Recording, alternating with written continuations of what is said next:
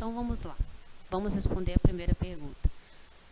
O que esses sintomas poderiam indicar? O que vocês responderam? Bom, a gente poderia comentar o seguinte. A febre alta, ela poderia indicar algum tipo de infecção, bacteriana ou viral. O pediatra aí de Holanda, né, ele deverá aí solicitar um teste rápido de antígeno estreptocóxico do grupo A. E no que ele solicita isso, ele retorna com um resultado negativo, né? Então, ela foi negativa aí para esse teste rápido para investigação aí de estreptococos aí do grupo A. Então, a Yolanda, ela é hospitalizada no dia 7 de outubro. E nesse período, ela apresenta aí dificuldade de deglutição, a sua língua aí estava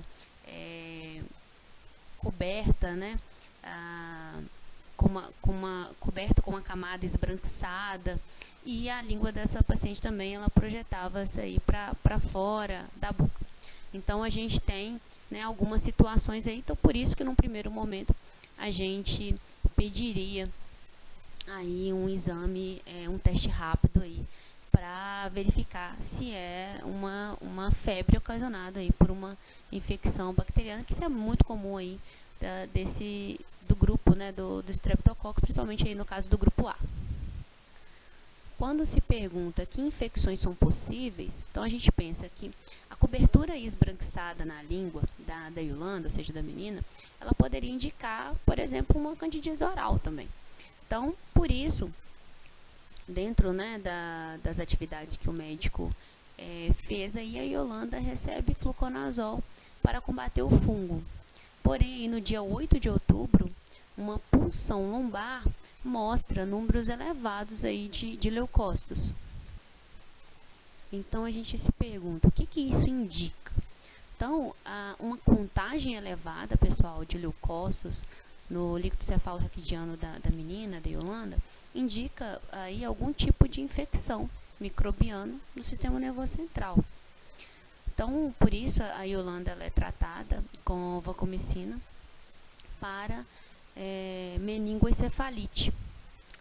Em seguida, ela apresentou aí uma hipersalivação e também letargia. Então, a gente se pergunta, o que isso sugere? Como você confirmaria a doença? Bom, a raiva ela é confirmada aí por coloração indireta com anticorpos fluorescentes, ou imunofluorescência aí, de uma biópsia de pele para os antígenos do vírus da raiva.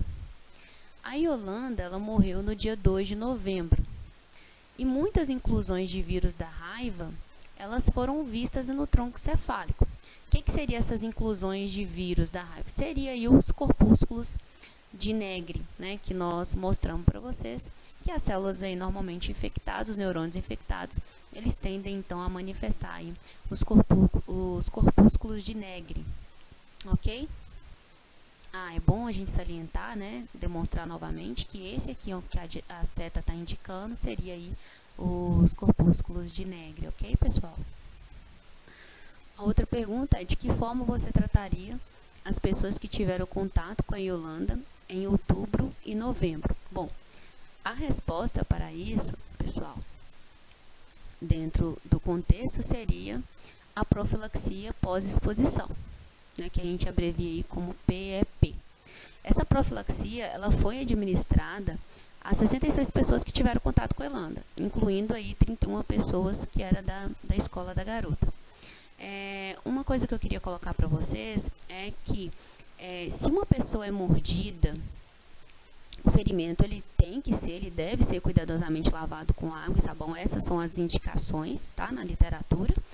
E uma outra situação é, caso o animal seja positivo para a doença, identificou qual foi o animal que fez a mordedura, e esse animal então foi identificado aí como positivo para a doença, a pessoa deve receber a profilaxia pós-exposição. Que seria isso, Lorena? A profilaxia pós-exposição, ela consiste em uma série de vacinas antirrábicas e também de injeções de imunoglobulina. Um segundo ponto que a gente pode trabalhar aqui é em relação à demora no diagnóstico, se isso afetou o resultado da doença. Bom, o que a gente pode falar sobre isso?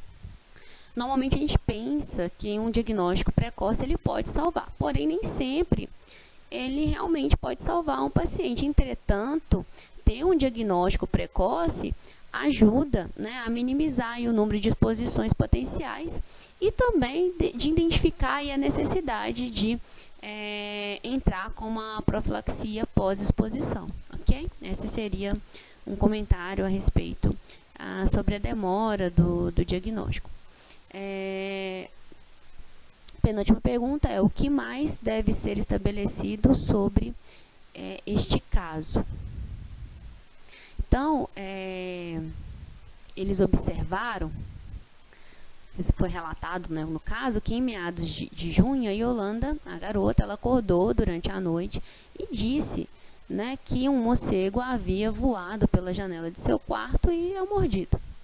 Então, dentro do relato, né, é dito aí que a mãe dela limpou a pequena marca, né, no braço da garota com antisséptico, sem prescrição médica, mas presumiu que o incidente tivesse sido um pesadelo.